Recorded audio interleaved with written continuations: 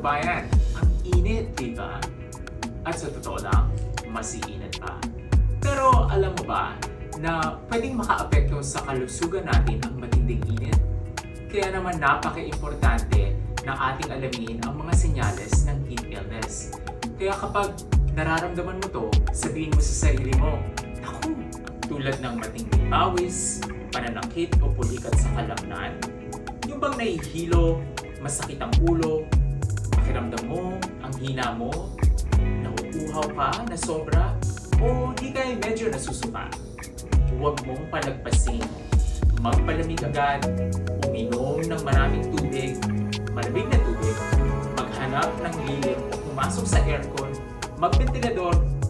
Pero ito, kabayan, kapag naramdaman mo na ang mga yan, emergency na yan, kaya tumawag sa 911. Huwag hindi ka na nagpapawis at tuyong-tuyo na ang balat mo. Delikado yan.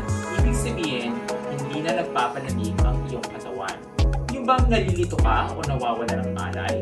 Mabilis at malakas ang tibok ng puso mo o may lagnat na lagpas ng 103 degrees Fahrenheit. Ang pag-iingat ay nagsisimula sa kaalaman. Alamin ang mga naku signs at ang mga babala na hindi dapat baliwalain. Protektahan ang sarili mo, protektahan ang kapwa mo.